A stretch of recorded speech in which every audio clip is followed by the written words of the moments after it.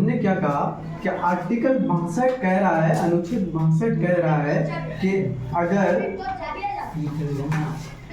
पुराने राष्ट्रपति के कार्यकाल में नए वाले राष्ट्रपति का चुनाव हो जाना चाहिए, लेकिन अगर किसी कारणवश किसी वजह से 5 साल में नए राष्ट्रपति का चुनाव नहीं हुआ, तब क्या होगा?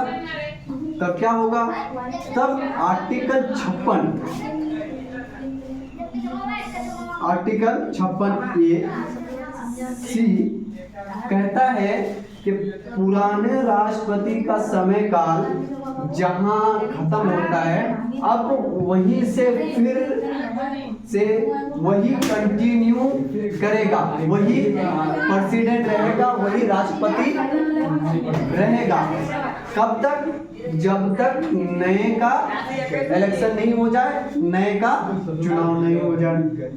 ठीक, लेकिन सर बात यह है कि अच्छा चलिए 5 साल के अंदर में नहीं हो पाया, तो आर्टिकल 62 कहा कि 5 साल के अंदर ही करा लेना चाहिए, पुराने राष्ट्रपति के कार्यकाल में नए वाले राष्ट्रपति का चुनाव हो जाना चाहिए, लेकिन किसी कारणवश नहीं हुआ, तब आर्टिकल 56(1)(c) कहता है कि वही राष्ट्रपति आगे तक चलेगा जब तक नया वाले का क्या ना हो जाए, इलेक्शन ना हो जाए। ठीक है सर। अब एक चीज आया, एक केस आया सुप्रीम कोर्ट के पास कि मान लेते हैं कि सर अगर प्रेसिडेंट के इलेक्शन में कोई भी विधानसभा जो डिसॉल्व हो चुका है, क्या हुआ है?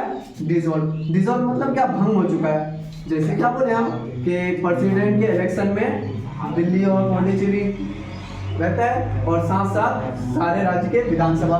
बात का मिसाल मान लेते हैं कि बिहार में क्या बोले, बिहार का विधानसभा डिसॉल्व हो चुका है। क्या हो चुका है?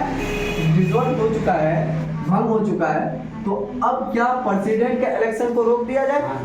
क्योंकि इसमें तो अब सब विधानसभा चाहिए।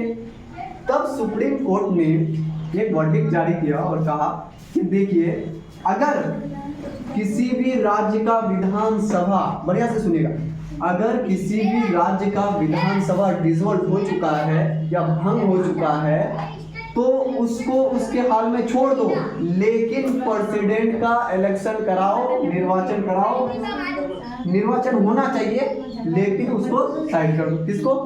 जो भी एक क्वेश्चन आया हुआ था कि क्या अगर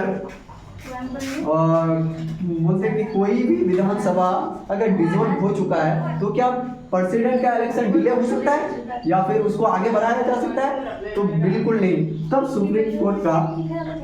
सुप्रीम कोर्ट का ऑर्डर आया कि किसी भी हाल में भी डिले नहीं होना चाहिए प्रेसिडेंट के इलेक्शन में। क्या बोला? किसी भी हाल में डिले नहीं होना चाहिए प्रेसिडेंट के इलेक्शन में, चाहे वो विधानसभा अगर भंग है तो उसको साइड कर दो, बाकी को लेकर प्रेसिडेंट का निर्वाचन करवा दो। ठीक है सर, बात समझ में आ गई। आर्टिकल 52 जब कहा, इतना सारा बात समझ में आया। अब हम लोग चलिए, एक बात आया कि सर एक सवाल एक और मेरा दिमाग में उठा है सर। बोले क्या? कि सर आपने कहा कि 52 आर्टिकल कह रहा है कि भारत का एक राष्ट्रपति होगा जो कभी उस पद को ना तो कभी खाली रखा जा सकता है और ना ही कभी खत्म किया जा सकता है और ना ही उसको खाली रखा जाएगा। अब उसको खाली